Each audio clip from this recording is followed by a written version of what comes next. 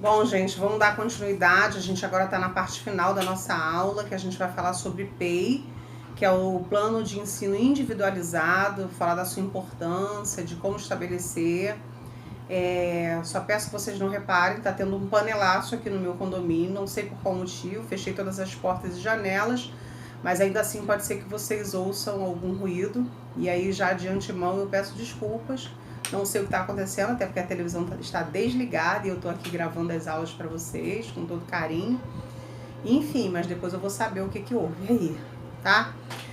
Então vamos lá, a gente está na página 7 agora, e aí começa falando sobre o PEI. O PEI, como eu já falei anteriormente, é o Plano de Ensino Individualizado. Para as crianças que têm necessidades educacionais especiais, é de grande importância que nós, enquanto professores, façamos esse plano individualizado, atendendo justamente as necessidades específicas do nosso aluno. Gente, isso é muito importante, tá? Eu, como assessora pedagógica de educação inclusiva de algumas escolas, ou às vezes até como terapeuta mesmo de algumas crianças, eu chego às escolas para visitar e solicito o PEI, e é muito triste quando eu ouço o professor dizendo que não fez, né? Tem uma escola que eu visitei logo no início do ano, lá em Realengo, que a professora disse pra mim assim, não fiz, não elaborei nada não, ele não faz nada mesmo. E aí eu fiquei estarrecida, né? Expliquei a ela, eu falei, olha, independente dele fazer ou não, é importante que você, enquanto profissional de educação, você faça a sua parte. Então você estabelece, até porque essas crianças, elas têm as suas potencialidades, elas têm as suas dificuldades, as suas limitações, mas elas têm também as suas potencialidades e é necessário que a gente trabalhe com elas, tá? Então é importante que a gente faça isso sim, tá? Isso é um papel nosso. Os terapeutas, que no caso também sou terapeuta, né, sou psicopedagoga, a gente quando vai à escola, a gente não vai também só para exigir esse documento, a gente vai também para sugerir, para participar desse momento, tá? Porque é realmente de fundamental importância. Porque quando a gente faz isso, a gente está colocando ali as possibilidades que essa criança tem e as metas que a gente quer alcançar para chegar a um objetivo comum, ok? Então, ele começa dizendo o seguinte: o PEI é considerado uma proposta de organização curricular que norteia a mediação pedagógica do professor, assim como desenvolve os potenciais ainda não consolidados do aluno. O registro ou mapeamento do que o sujeito já alcançou e o que ainda necessita alcançar é fundamental para que se possa pensar o que vai ser feito para que ele atinja os objetivos traçados. E aí, para a elaboração do PEI, algumas coisas são importantes, tá? Alguns tópicos são importantes e ele cita aqui. 4 etapas são importantes para o desenvolvimento do PEI. A primeira diz que como em todos os outros que a gente percebeu, é conhecer o nosso aluno, né? Então eu citei anteriormente o documento que a gente faz, que é a anamnese, algumas escolas também têm feito isso, porque através desse documento você consegue traçar o perfil do aluno, com as suas habilidades, com as suas necessidades, conhecer a sua história de vida, como é que ele chegou até ali, como é que chegou a esse diagnóstico, se tem esse diagnóstico fechado, né? Porque tem muitas crianças que ainda não possuem o diagnóstico, os seus gostos, os seus conhecimentos já adquiridos e o que ainda ele precisa aprender, né? E isso independe de série, de idade cronológica. Tem crianças que possuem determinadas limitações, dificuldades, que são muitas das vezes de anos anteriores, melhor dizendo. E então essa é a primeira etapa, conhecer o nosso aluno, tá? A segunda etapa, ele fala sobre estabelecimento de metas. O que é isso? O que eu tenho e aonde eu pretendo chegar, né? Estabelecer metas. E ele vai dizer que a gente precisa estabelecer metas de curto, a médio e longo prazo, tá? Até porque o PEI a gente precisa reavaliar sempre que necessário. Por isso que a gente não faz anual, porque se a gente fizer anual, a gente vai não vai ter tempo hábil para depois rever algumas condutas, né? Coisas que a gente poderia já ter revisto com uma avaliação diagnóstica. Enfim, então depois que a gente estabelece meta, o que a gente vai fazer? Elaboração do cronograma. Nada mais é do que como e quando eu vou executar para que eu consiga atingir a meta, né? E aí a quarta etapa e última é sobre a avaliação. E vai dizer assim, você precisa realizar o registro avaliativo do aluno, organizando os procedimentos e avaliando as metas alcançadas. Então, o que quer dizer isso? Que a gente precisa realmente avaliar os aspectos que são importantes, que ele conseguiu desenvolver, o que ele ainda não conseguiu, de que maneira, de repente, a gente pode estar fazendo para que ele consiga atingir determinado objetivo, tá? E aí tem alguns pontos que são considerados relevantes para a elaboração do PEI. E aí eu vou citar cada um deles aqui, de acordo com a nossa apostila, tá? Na página 7. Diz assim: o nível de desempenho atual do aluno, ou seja, as habilidades que ele possui.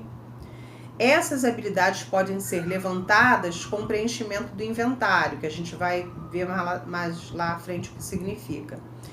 Elaboração das metas anuais, que devem ser mensuráveis, ou seja, delimitar um tempo para sua realização. Há metas a curto ou longo prazo, de modo a facilitar a sua realização. Lembrando que os planos precisam ser avaliados em torno de 3 vezes ao ano ou de acordo com a necessidade dos participantes. Às vezes a gente estabelece uma determinada meta. Eu lembro que uma vez eu fiz um PEI para uma paciente lá de Padre Miguel, qual o consultório social que eu tenho lá, e a gente colocou como meta só a família silábica, porque ela não estava conseguindo adquirir ainda a habilidade de leitura.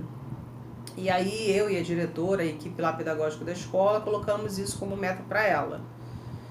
E para nossa surpresa, quando a gente fez isso, a posteriori essa aluna adquiriu a habilidade de leitura e escrita. E aí foi necessário a gente rever tudo que a gente havia proposto como meta. Então, às vezes acontece de você traçar uma meta achando que de repente aquela criança não vai conseguir, de repente ela dá aquilo que a gente chama de estalo pedagógico, né?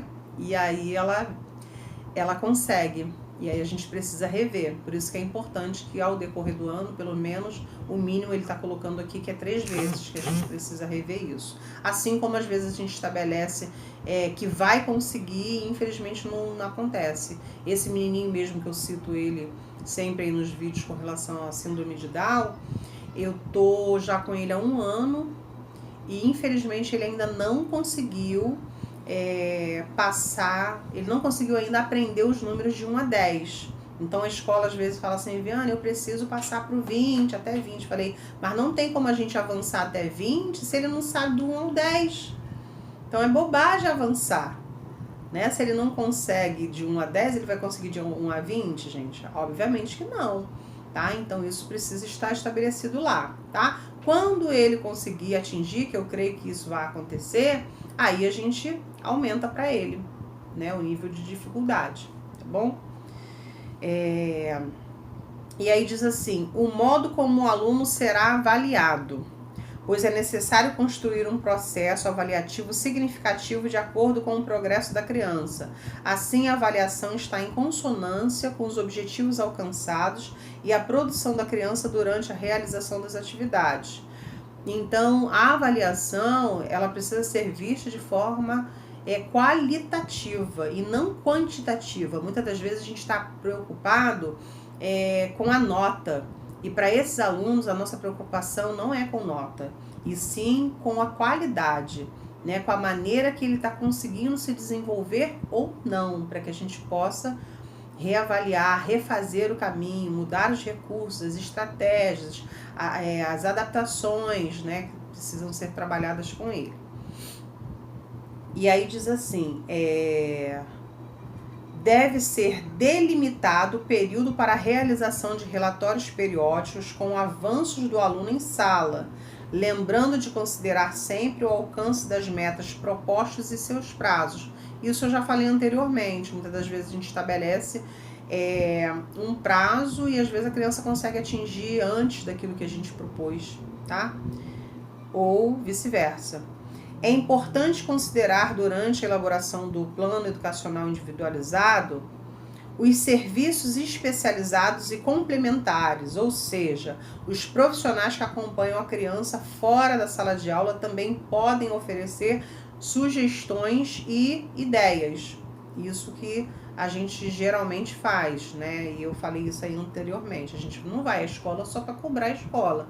A gente vai para auxiliar, ver quais são as dificuldades pontuais do professor ao elaborar o PEI dessa criança, ok? Quando for necessário, pode haver modificações no programa e a escola precisa se estruturar a fim de obter todo o suporte para essas possíveis alterações. Então, por exemplo, tem algumas crianças, quando eu fiz para vocês a primeira parte da aula, a gente falou sobre adaptação curricular. E eu coloco lá em ordem de prioridade algumas questões que são importantes para essas crianças com necessidades educacionais especiais. Então, por exemplo, tem crianças que precisam ser retiradas de sala de aula, geralmente o TDAH, porque as salas de aula, geralmente do segmento da educação infantil, ensino fundamental 1, elas são muito poluídas visualmente falando, ou seja, muito ABC, muita letra pela sala, são números, tabuada, borboleta voando, enfim, a gente que é professor, a gente acaba fazendo isso, né?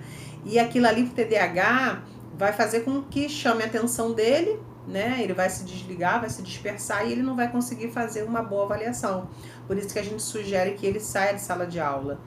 Algumas escolas ainda estão relutantes, mas a gente pede também a presença de um professor ledor, um mediador escolar, que isso é lei, inclusive, mas algumas escolas ainda não disponibilizam, porque esse mediador é que vai justamente fazer, vamos supor aí, como eu citei para vocês na primeira aula, o caso de um menino que tinha dificuldade de leitura e escrita, o F81, né? E ele precisava de alguém para ler a prova para ele e escrever para ele, porque ele ainda não tinha conseguido adquirir essa habilidade, né? Mas isso não significa que ele não saiba o conteúdo, ele só tem essa limitação, e aí é necessário realmente que um professor ledor faça isso, assim como para o disléxico também, dentre outros transtornos, tá? Ligado à leitura e escrita. E a escola precisa se adequar a isso, né, gente? É necessário adaptar os materiais e recursos pedagógicos necessários de acordo com as necessidades específicas de cada criança, de modo a proporcionar uma avaliação do nível de desempenho acadêmico e funcional do aluno. Na aula anterior, inclusive, eu mostrei para vocês alguns materiais que estavam aqui, mas eu já entreguei, né? A mãe da criança, no caso era a Maria, lembra que eu fiz aquelas tampinhas do leite para fazer o nomezinho dela, reconhecimento, identificação do nome, coordenação motora fina, dentre outros. Então, isso tudo que a gente faz adaptado é para a criança conseguir, né, atingir um objetivo específico de acordo com a necessidade dela. E aí está dizendo assim, após saber o que deve ser considerado na elaboração do PEI, qual é o próximo passo? E aí ele vai dizer, o preenchimento de um inventário de habilidades escolares e o professor necessita observar e identificar o desempenho do aluno de acordo com 4 categorias, tá? A se dizer. Como tá dando 14 minutos de vídeo, eu vou dar uma parada por aqui e aí eu volto falando sobre isso, tá? Até já. Acabou o panelaço.